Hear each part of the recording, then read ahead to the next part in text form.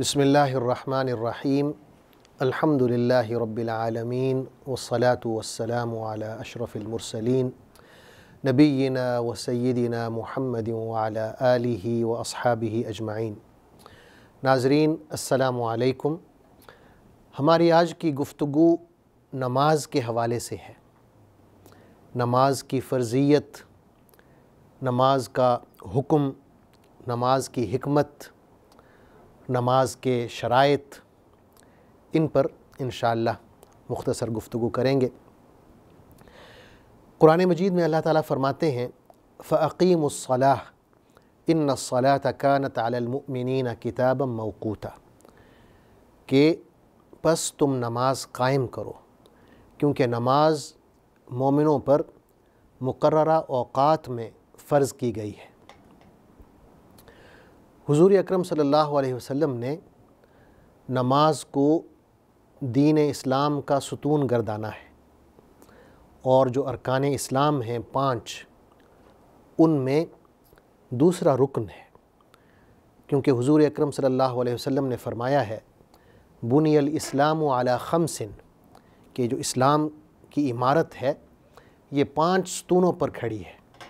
शहादती अल्ला इलाहा इल्लल्लाह व अन्ना मुहम्मदुर रसूलुल्लाह व इक़ामिस्सलाह व ईताइज़ ज़काह व सौमी रमज़ान व हिज्जुल बैति लिमन इस्तताअ इलैहि सबीला। सबसे पहले कलमा शहादत है कि मैं गवाही देता हूँ कि अल्लाह के सिवा कोई इबादत के लायक नहीं, और ये कि मुहम्मद सल्लल्लाहु अलैहि वसल्लम अल्लाह के रसूल हैं, और नमाज कायम करना, ज़कात अदा करना, रमज़ान के रोज़े रखना और हज करना अगर अल्लाह ने इस्तिताअत दी है। तो ये 5 अरकान हैं इस्लाम के, और नमाज इनमें दूसरा रुकन है। एक और हदीस में हुज़ूर सल्लल्लाहु अलैहि वसल्लम ने फ़रमाया है अल-अहदुल्लज़ी बैनना व बैनहुम अस्सलाह फ़मन तरकहा फ़क़द कफ़र, कि जो ख़त्ते फ़ासिल है, जो फ़ैसला कुन बात है हमारे यानी मुसलमानों के और गैर मुसलमानों के दरमियान, वो नमाज है। तो जो शख्स नमाज को छोड़ देगा गोया कि उसने कुफ्र किया, यानी वो इस्लाम से निकल जाएगा। तो ये इस्लाम में दाखिल होने के बाद अहम तरीन अमल है, अहम तरीन इबादत है।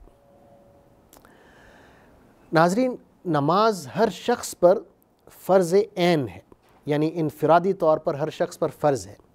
ये नहीं कि मैं आपके बिहाफ़ पर नमाज़ पढ़ लूँ या आप मेरे बिहाफ़ पर नमाज़ पढ़ लें, ऐसे नहीं है। हर शख्स पर फ़र्दन नमाज फ़र्ज़ है। और ये भी कि अल्लाह ताला ने नमाज को जब फ़र्ज़ किया तो इसकी हिकमत बताई कि क्यों फ़र्ज़ की जा रही है। कुरान मजीद में आता है इन्नस्सलाता तन्हा अनिल फ़हशाई वल मुनकर, ये जो नमाज है ये फ़हाशी से और बुराइयों से रोकती है, यानी इंसान का जो तज़किया नफ्स है वो इसकी हिकमत है। नमाज पढ़ने से हम अंदर से पाक होते हैं, हमारा तज़किया होता है। इसी तरह नमाज की फ़जीलत के हवाले से हुज़ूर अकरम सल्लल्लाहु अलैहि वसल्लम ने बहुत से अहादीस बयान की हैं। उनमें एक हदीस ये है कि आप सल्लल्लाहु अलैहि वसल्लम से ये पूछा गया कि बेहतरीन अमल क्या है, तो आपने फ़रमाया अस्सलातु लिवक्तिहा, कि नमाज अपने वक्त पर अदा करना बेहतरीन अमल है। इसी तरह नमाज की फ़जीलत के हवाले से हुज़ूर अकरम सल्लल्लाहु अलैहि वसल्लम ने एक बहुत ख़ूबसूरत मिसाल दी। आपने फ़रमाया कि अगर आप में से किसी के घर के सामने साफ़ पानी का दरिया बह रहा हो और वो शख्स उसमें 5 मरतबे नहाता हो, गुस्ल करता हो, तो क्या उसके जिस्म पर कोई मैल कुचैल बाकी रहेगी? तो सहाबा ने कहा कि या रसूलल्लाह, उसके जिस्म पर कोई मैल कुचैल बाकी नहीं रहेगी। तो आपने फरमाया कि 5 नमाज़ों की मिसाल भी ऐसे ही है कि ये इंसान के गुनाह इस तरह धो डालती है जैसे साफ़ पानी में इंसान नहाकर बिल्कुल पाक साफ़ होकर निकलता है। तो ये नमाज की फ़जीलत है जो हुज़ूर सल्लल्लाहु अलैहि वसल्लम बयान फरमा रहे हैं। इसके बाद नमाज की कुछ शराइत हैं, और जो शराइत हैं नमाज की वो 2 किस्म की हैं। एक है शराइत फ़र्ज़ियत और दूसरी है शराइत सिहत। شرائط فرضیت سے مراد یہ ہے کہ اس وقت تک یہ انسان پر فرض نہیں ہوتی نمازیں جب تک یہ شرائط پوری نہ ہو جائیں۔ تو شرائط فرضیت کیا ہیں؟ علماء نے لکھا ہے کہ سب سے پہلے اسلام ہے، یعنی مسلمان پر نماز فرض ہے، کافر پر فرض نہیں ہے۔ دوسری شرط ہے عقل، یعنی عقل مند لوگوں پر نماز فرض ہے۔ اگر کوئی شخص عقل مند نہیں ہے، خدا نخواستہ پاگل ہے، اس کی عقل جاتی رہی ہے، تو اس پر نماز فرض نہیں ہے۔ تیسرا بلوغت ہے، جو شخص نابالغ ہے، ابھی بچہ ہے، اس پر فرض نہیں ہے، لیکن یہ ہے کہ اسے ترغیب دی جاتی ہے، جیسا کہ حدیث میں آتا ہے کہ جب بچہ 7 سال کا ہو تو اسے نماز کا حکم دیں، اور 10 سال کی عمر میں اگر نماز نہیں پڑھتا تو آپ اسے سزا بھی دے سکتے ہیں، لیکن فرض نہیں ہے اس پر، فرض تبھی ہوگی جب وہ بالغ ہوگا۔ اور چوتھی شرط یہ ہے وقت کا داخل ہونا، یعنی نماز اس وقت تک فرض نہیں ہوتی جب تک وقت داخل نہ ہو جائے نماز کا۔ تو یہ 4 شرائط ہیں: اسلام، عقل، بلوغت اور وقت کا داخل ہونا۔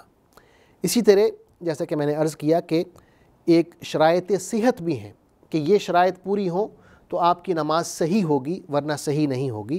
اس میں پہلی شرط جو ہے وہ طہارت کی ہے، اور طہارت میں پھر 3 چیزیں آ جاتی ہیں: جسم کی طہارت ہے، لباس کی طہارت ہے، اور وہ جگہ جہاں آپ نماز پڑھ رہے ہیں وہ جگہ بھی صاف ہونی چاہیے، پاک ہونی چاہیے۔ تو طہارت میں یہ تینوں چیزیں شامل ہیں: جسم، لباس اور جگہ۔ دوسری شرط ہے کہ انسان اپنی شرمگاہ کو چھپائے، یعنی مکمل لباس اس نے اوڑھا ہوا ہو، کیونکہ اللہ تعالیٰ فرماتے ہیں خُذُوا زِینَتَکُمْ عِنْدَ کُلِّ مسجد، کہ نماز کے وقت آپ اپنا بہترین لباس پہنیں جو آپ کی زینت ہے۔ اور تیسری شرط یہ ہے شرائط صحت میں کہ آپ قبلہ رخ ہوں، کیونکہ اللہ تعالیٰ فرماتے ہیں وَحَيْثُ مَا كُنْتُمْ فَوَلُّوا وُجُوهَكُمْ شَطْرَهُ، کہ آپ جہاں کہیں بھی ہوں اور نماز پڑھنے لگیں تو خانہ کعبہ کی طرف اپنا رخ کر لیں۔ تو یہ 3 شرائط ہیں: طہارت، شرمگاہ کو چھپانا اور قبلہ رخ ہونا۔ تو یہ شرائط پوری ہوں گی تو نماز صحیح ہوگی، ورنہ صحیح نہیں ہوگی۔ اسی طرح نماز کے فرائض ہیں کہ ان کا بجا لانا، ان پر عمل کرنا ضروری ہے، ورنہ نماز جو ہے وہ ناقص ہوگی، نماز آپ کی نہیں ہوگی۔ پہلا فرض یہ ہے کہ کھڑے ہو کر نماز پڑھیں، اور اس میں یہ ہے کہ اگر کھڑے ہونے کی استطاعت نہ ہو تو پھر اجازت ہے کہ آپ بیٹھ کر نماز پڑھ سکتے ہیں۔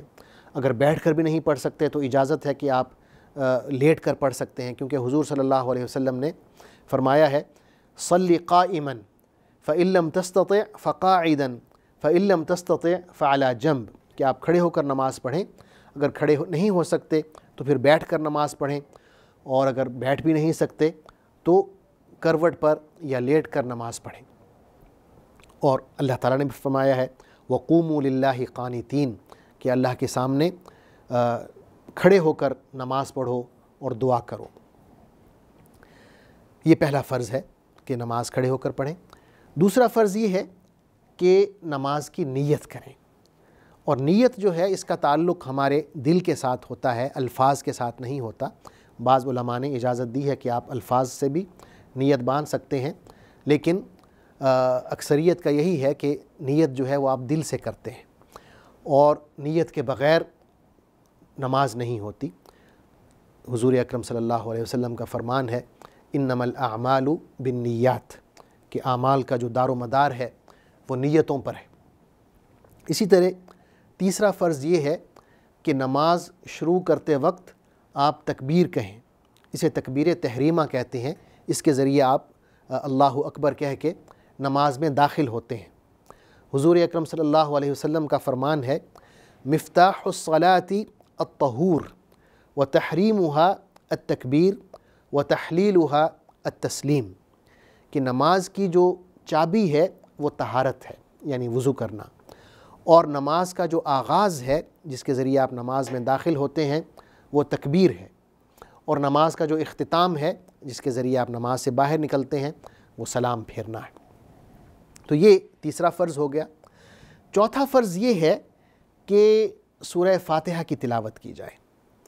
حدیث میں آتا ہے لا صلاۃ لمن لم یقرأ بفاتحۃ الکتاب، وہ شخص جو نماز میں سورہ فاتحہ نہیں پڑھتا اس کی کوئی نماز نہیں ہے۔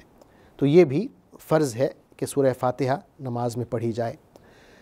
پانچواں فرض یہ ہے کہ نماز کے جو ارکان ہیں، جو بھی نماز کے اعمال ہیں، انہیں تسلی کے ساتھ، اطمینان کے ساتھ ادا کیا جائے، اس میں جلدی نہ کی جائے۔ ہر عمل جو ہے اطمینان کے ساتھ، اگر آپ قیام کر رہے ہیں، کھڑے ہوئے ہیں تو اطمینان سے آپ کھڑے ہوں گے، رکوع کر رہے ہیں تو اطمینان سے رکوع کریں گے، رکوع کے بعد پھر کھڑے ہوئے ہیں تو اطمینان سے کھڑے ہوں گے، سجدہ کریں گے تو اطمینان سے سجدہ کریں گے۔ اس طرح تمام جو ارکان نماز ہیں یا نماز کے اعمال ہیں تسلی کے ساتھ، اطمینان کے ساتھ ادا کیے جائیں گے، کیونکہ حدیث میں آتا ہے کہ حضور صلی اللہ علیہ وسلم مسجد نبوی میں تشریف رکھتے تھے اور ساتھ میں کچھ صحابہ کرام بیٹھے ہوئے تھے کہ ایک شخص مسجد میں داخل ہوا اور اس نے جلدی سے نماز پڑھی اور پھر آ کے حضور صلی اللہ علیہ وسلم کو سلام کیا، تو آپ نے فرمایا ارجع فصلی فإنک لم تصلی، واپس جاؤ نماز پڑھو کیونکہ تم نے نماز نہیں پڑھی۔ تو وہ شخص دوبارہ جاتا ہے، دوبارہ نماز پڑھتا ہے، لیکن اسی طرح سے پڑھتا ہے جلدی میں۔ آپ صلی اللہ علیہ وسلم اس کو دوبارہ واپس بھیج دیتے ہیں۔ یہ تین دفعہ آپ صلی اللہ علیہ وسلم اسے دوبارہ بھیجتے ہیں۔ پھر وہ کہتا ہے کہ یا رسول اللہ مجھے ایسے ہی آتی ہے، آپ مجھے بتائیں کہ کیسے پڑھنا ہے۔ تو آپ صلی اللہ علیہ وسلم اسے تفصیل سے بتاتے ہیں کہ جب آپ نماز کے لیے کھڑے ہوں تو اطمینان سے قیام کریں، رکوع میں جائیں تو اطمینان سے رکوع کریں، سجدہ کریں تو اطمینان سے کریں، اور تمام جو اعمال نماز ہیں اسے آپ اطمینان سے ادا کریں۔ تو یہ ایک طویل حدیث ہے جس میں حضور صلی اللہ علیہ وسلم نے اس شخص کو نماز پڑھنے کا طریقہ سمجھایا کہ کس طرح تسلی اور اطمینان سے نماز پڑھنا ضروری ہے۔ اور آخر میں یہ ہے کہ جو نماز کے اعمال ہیں انہیں اسی ترتیب سے ادا کرنا چاہیے جو حضور صلی اللہ علیہ وسلم نے سکھائے ہیں۔ آپ صلی اللہ علیہ وسلم کا فرمان ہے صلو کما رأیتمونی اصلی، کہ آپ جس طرح مجھے نماز پڑھتا دیکھتے ہیں ویسے ہی نماز پڑھیں۔ یعنی اگر آپ نماز شروع کرتے ہی سجدے میں چلے جاتے ہیں، قیام نہیں کرتے یا رکوع نہیں کرتے تو آپ کی نماز نہیں ہوگی، کیونکہ وہ ترتیب جو حضور صلی اللہ علیہ وسلم نے ہمیں سکھائی ہے نماز میں وہ لازمی ترتیب ہے۔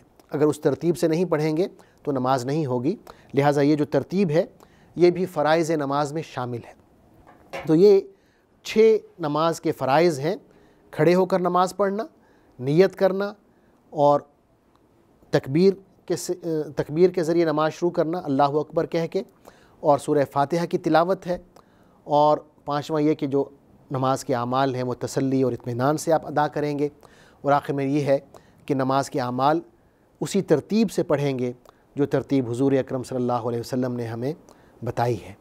ناظرین، اللہ تعالیٰ سے دعا ہے کہ ہمیں نمازی بندوں میں شامل فرمائے اور ان لوگوں سے دور رکھے جو نماز نہیں پڑھتے، کیونکہ یہ ایک ایسا عمل ہے، گو کہ لوگ اس میں کوتاہی کرتے ہیں، یہ ایک ایسا عمل ہے کہ جسے حضور صلی اللہ علیہ وسلم نے اسلام اور کفر کے درمیان خط فاصل شمار کیا ہے۔ آپ نے فرمایا ہے کہ جو شخص نماز پڑھتا ہے وہ مسلمان ہے، جو شخص نماز نہیں پڑھتا وہ مسلمان نہیں ہے۔ اللہ تعالی ہمیں اس کیفیت سے، بے نمازی ہونے کی کیفیت سے بچائے۔ آمین۔ والسلام علیکم ورحمۃ اللہ وبرکاتہ۔ اللہم صلی علی سیدنا محمد وعلی آلہ وصحبہ وسلم۔ اللہم صلی علی سیدنا محمد وعلی